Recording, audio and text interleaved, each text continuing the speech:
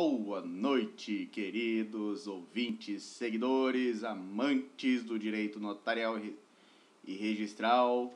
E o que nos une aqui no cartório Gustavo Faria Pereira é um conteúdo de qualidade que eu tento, na medida do possível, trazer para os interessados, concurseiros, guerreiros nessa não tão novel área do direito, mas que está cada dia mais tendo sua relevância merecida. E, como eu digo, senhores, senhoras e senhorio, notários e registradores sempre os reconhecerão. E hoje darei a sequência sobre um tema caríssimo e importantíssimo, sobre a substituição testamentária. Conforme prometi, estava falando em prosseguimento, sobre o direito de acrescer. Mas, porque o que era o direito de acrescer entre herdeiros e legatários? Quando houverem vários herdeiros numa mesma disposição testamentária, de acordo com o artigo 1941, e eles forem conjuntamente chamados à herança em quinhões não determinados, e qualquer deles não puder e não quiser aceitá-la, a sua parte acrescerá a dos coherdeiros, salvo, obviamente, que eu vou falar posteriormente, o direito do substituto. Também, o direito de acrescer, ele vai competir aos colegatários, quando nomeados conjuntamente a respeito de uma só coisa, certo? Determinada e certa. E também quando o objeto do legado não puder ser dividido sem o risco de desvalorização. É o bem indivisível juridicamente ou materialmente. Certo, pessoal? Lembrando que no caso dos coherdeiros ou colegatários morrer antes do testador nesses casos,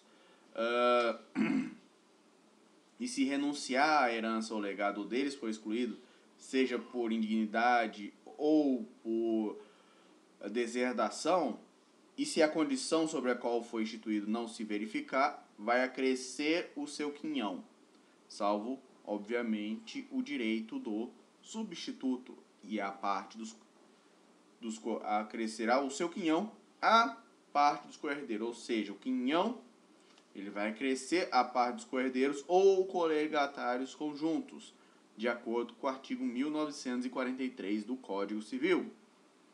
E por sua vez, os coherdeiros e colegatários aos quais acresceu o quinhão daquele que não quis ou não pôde suceder, eles vão ficar sujeitos às obrigações ou encargos que o oneravam. Certo? É o que se fala, por exemplo. Isso vai ter implicações principalmente no que tange ao ITCD. Certo, pessoal? Não se esqueçam do vídeo do nosso canal, que eu falei sobre o ITCD. Lembrando também, quando não se efetua o direito de acrescer, transmite-se aos herdeiros legítimos a quota vaga do nomeado. Por exemplo, se foi nomeado apenas um herdeiro e ele renunciou ou não aceitou, o que acontece? Vai à legítima, certo? Transmite aos herdeiros legítimos, certo?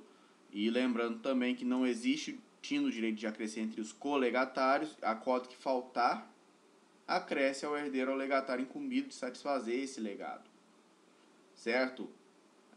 Isso tem que ser bem observado, ok, pessoal? E lembrando também que não pode o beneficiário do acréscimo repudiá-lo separadamente da herança ou legado que lhe cabe,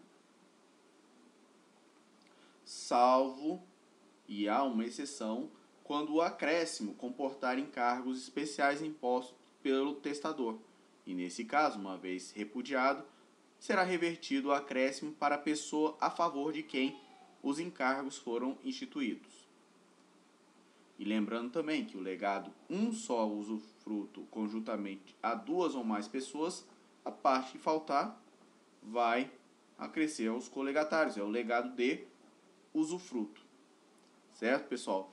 E também existe, além do direito de acrescer, as substituições. E o que são as substituições?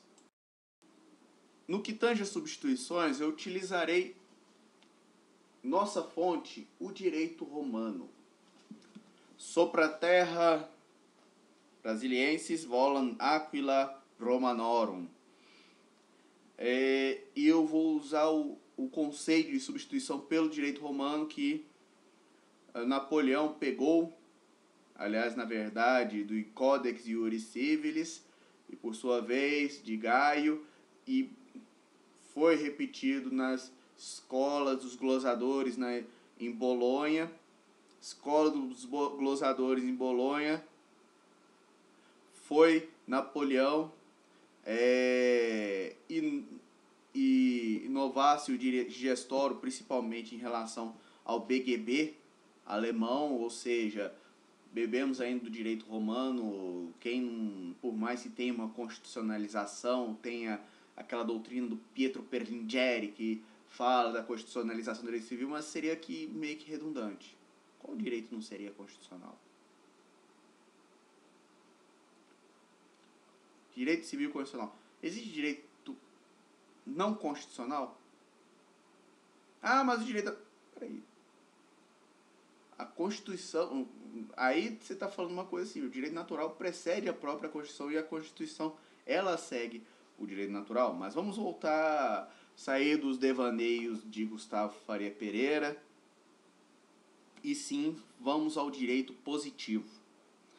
A substituição, substitutio, ocorre quando dois ou mais indivíduos são instituídos herdeiros sucessivamente, onde resulta que o seguinte eres substitutus substitui o anterior se este não quiser ou não puder aceitar a herança. Quais são as substituições para o direito romano?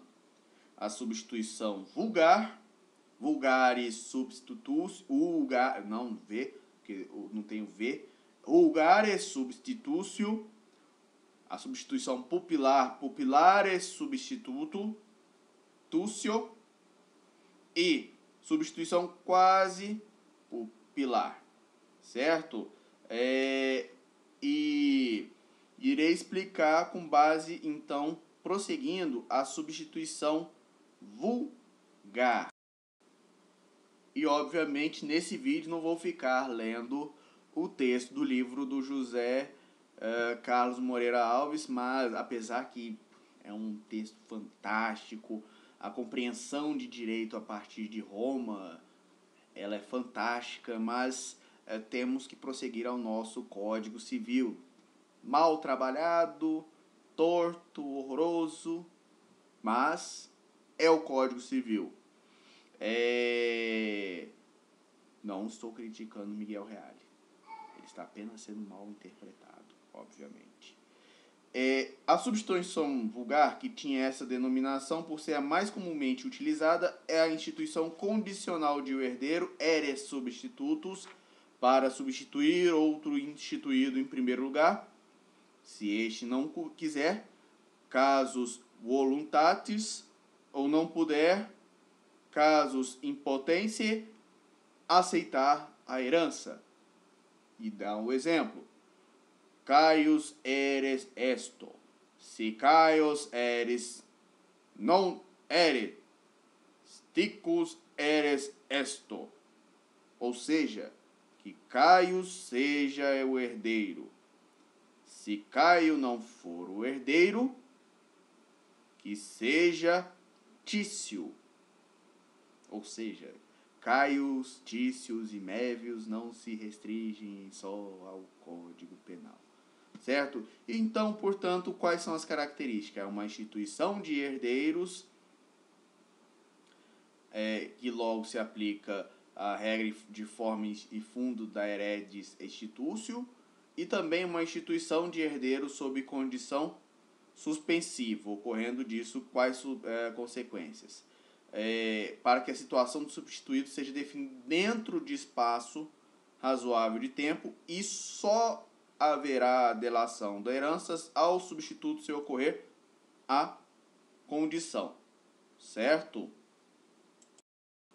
E por sua vez, o Código Civil também institui a substituição fideicomissária, que de acordo com o direito romano é a disposição de última vontade pelo qual o disponente determina a outrem, o fiduciário, que irá receber mortis causa, bens deixado por aquele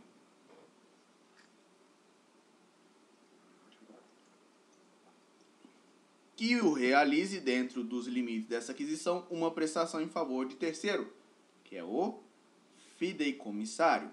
Ou seja, são 3 pessoas que intervêm no fideicomisso: o disponente, que é o titular do patrimônio que se transmite mortis causa, o fiduciário, a quem o disponente confia a execução do fideicomisso em favor do terceiro,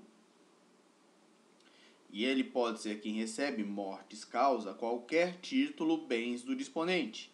Assim, o herdeiro testamentário, o herdeiro ab intestato, o legatário e o fideicomissário. O terceiro em favor de quem é instituído o fideicomisso, e que a princípio pode ser qualquer pessoa para o direito romano. Para o direito brasileiro há uma peculiaridade, qual seja, pessoas não concebidas à existência do testamento. Olha só o pequeno detalhe. Essa que é a pequena diferença. Certo, pessoal? É que existe a figura do fideicomisso particular e o fideicomisso universal. E agora, por que eu estou falando tanto do direito romano? Gustavo, baixou o Senatus Consultus em você agora? Não, pessoal. Como se diz, como da forma que aprendemos direito de família lendo La Cité Antique de Fustel de Coulanges, aprendemos também as substituições vulgar e recíproca, e também, por sua vez, a substituição fideicomissória sária pelo direito romano.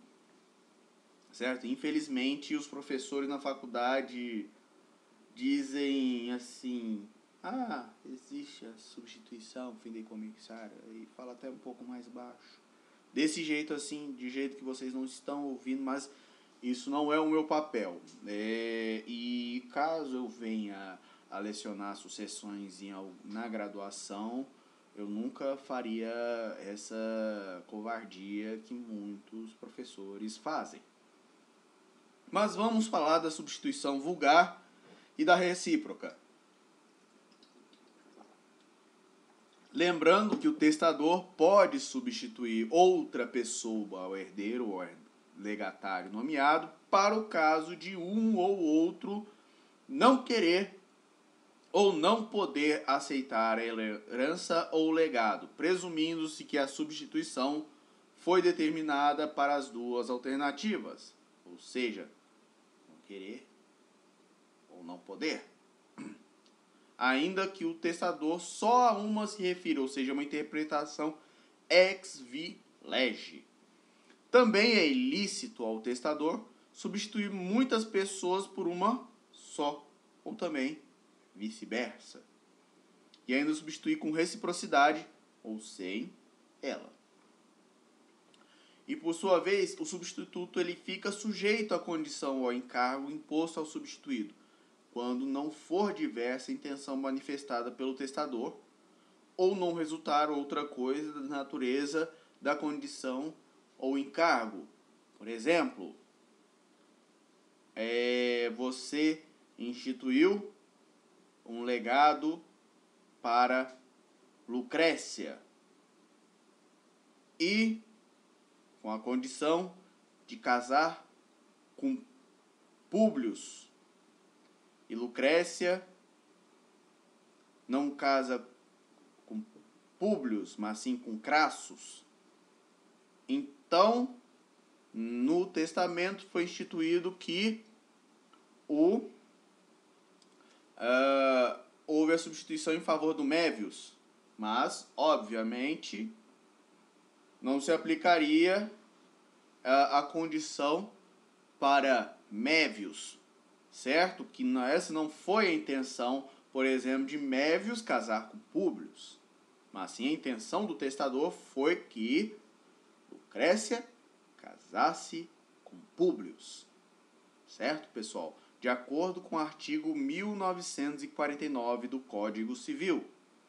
E, se entre muitos coherdeiros ou legatários de partes desiguais, for estabelecida essa substituição recíproca, a proporção dos quinhões fixadas na primeira disposição, entender-se mantida na segunda, ou seja, vai haver uma questão de reciprocidade, certo?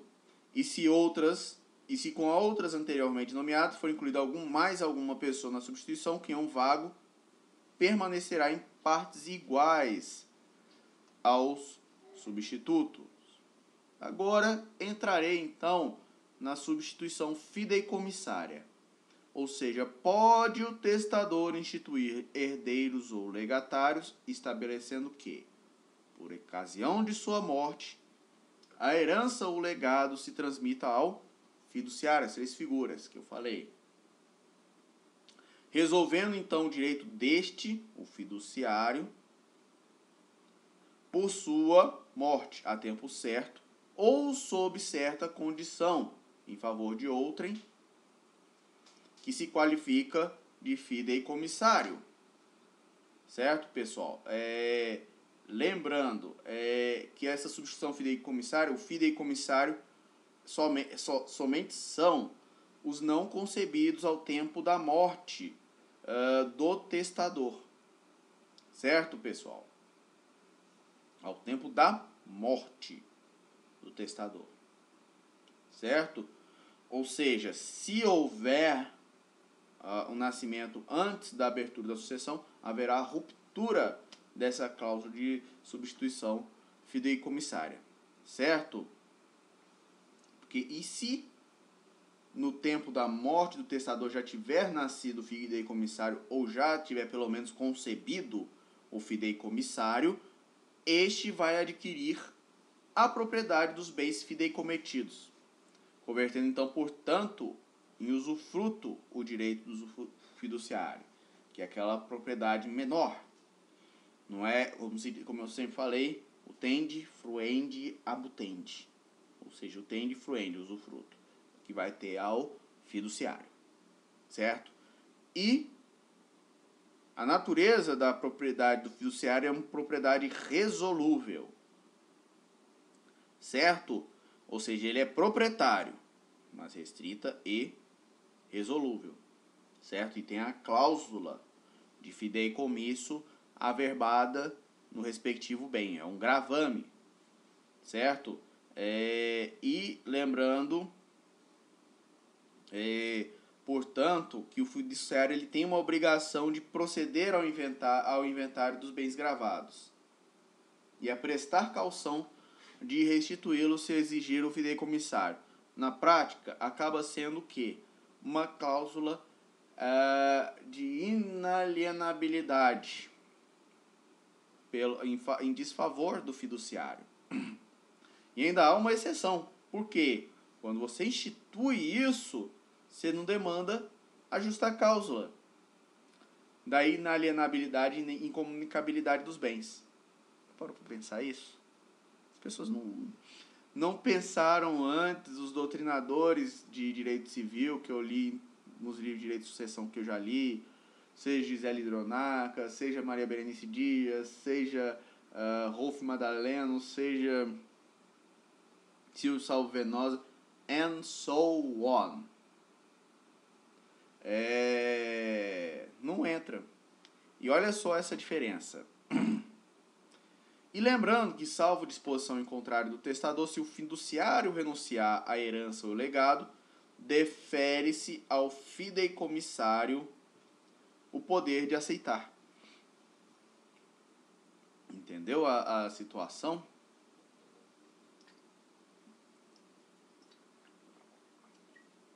Ou seja, a renúncia do fiduciário implica o quê? O fideicomissário poder de aceitar. Certo? E nesse caso, e quando podendo renunciar à herança ou legado, o fideicomisso ele vai caducar. Certo? Ou seja, isso aí é o inverso. O fideicomissário ele vai renunciar à herança ou legado, uma vez concebido após a morte. E nisso, o fideicomisso ele vai caducar, deixando de ser solúvel a propriedade fiduciária, ou seja, vai ser a plena propriedade. Certo? Se não houver disposição contrária do testador. Certo? Lembre-se disso. Se o fideicomissário ele aceitar a herança ou legado, ele vai ter direito à parte, que é o fiduciário em qualquer tempo a crescer. Certo? E se sobrevir a sucessão, o fideicomissário responde pelos encargos da herança que ainda restarem.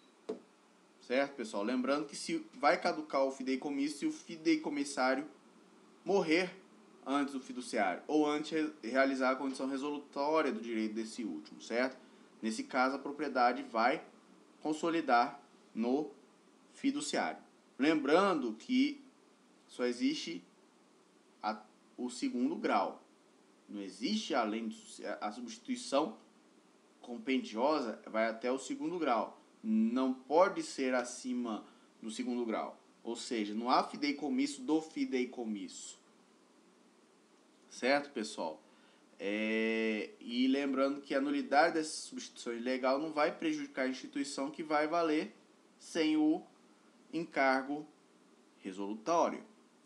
Então eu vou posteriormente falar no próximo vídeo sobre a deserdação, sobre a redução das disposições testamentárias, o rompimento do testamento, a figura do testamenteiro que vai efetivar, certo?